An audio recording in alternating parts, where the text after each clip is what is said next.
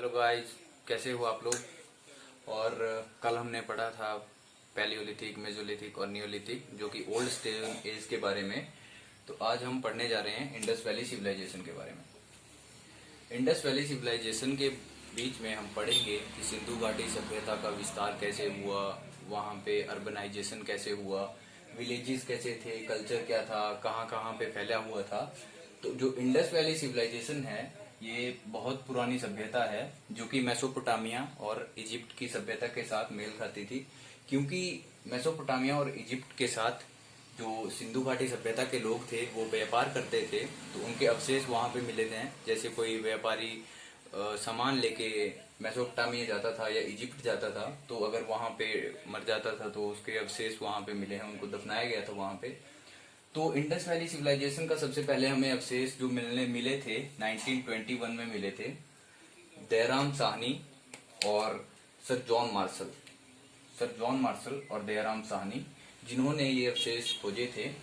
और ये कहाँ पे फैला हुआ था, ये आज के डेट में जैसे Gujarat, Rajasthan, western UP, Ganga plains के बीच में था ये, सिंध और पंजाब, पाकिस्तान पंजाब और पाकिस्तान सिंध, हरियाणा और बलूचिस्तान में जो था इसका स्प्रेड था, वहां तक फैली हुई थी Indus valley civilisation.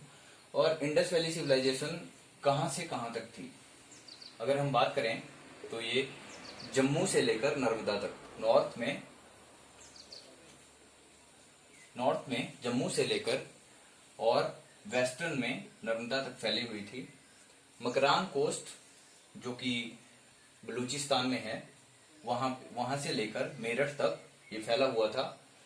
Total sites जो हमें अभी तक मिली हैं, 1500 से ज्यादा साइट्स जो थी सिंधु घाटी सभ्यता में थी। और इसमें हम पढ़ेंगे अर्ली फेज, सिंधु घाटी सभ्यता का अर्ली फेज। आगे आने वाले वीडियोस में आपको बताऊंगा अर्ली फेज, मैच्योर फेज और लेट फेज।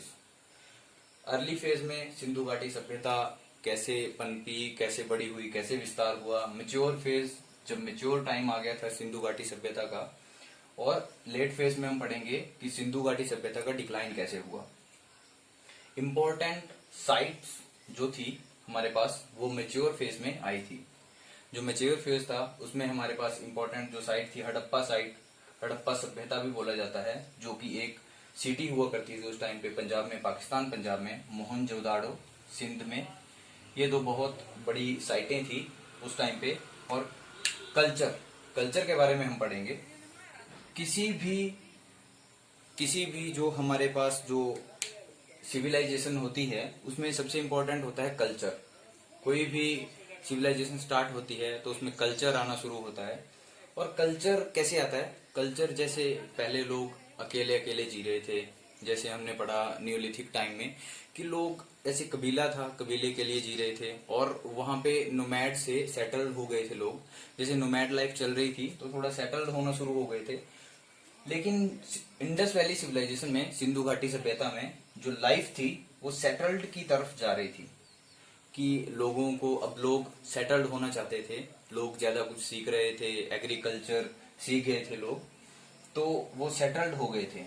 उनके पास एनिमल्स आ गए थे और एनिमल से जैसे उनको दूध मिल जाता था और बाकी फ्लैश मिल जाता था खाने के लिए, और एग्रीकल्चर जब कर दिया था तो लाइफ कहीं ज्यादा हद तक जो थी सेटल्ड हो गई थी। तो जब भी कभी लाइफ सेटल्ड होती है, जैसे लोग एक जगह पे रहना शुरू कर देते हैं तो वहां पे गांव बनना शुरू हो जाता है, जैसे विलेजेस बनना स्टार्ट हो जाते हैं।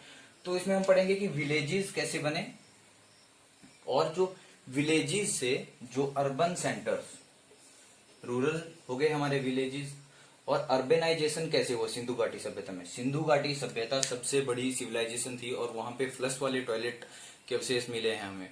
और जो गलियां थी वो 90 डिग्री एंगल पे, जैसे हमारा चंडीगढ़ शहर है उस तरह की गलियां उस टाइम पे बना करती थी। और ड्रेनेज, प्रॉपर ड्रेनेज सुविधा थी, घर पक्के थे। तो उस टाइम पे अर्बनाइजेशन कैसे हुआ और वहां पे कैसे कैसे घर थे और कम्युनिटीज कैसी थी वहां पे, ये सब चीजें हम पढ़ेंगे इंडस वैली सिविलाइजेशन में। So stay tune with me, and कैसा लगा कमेंट करके बताएं।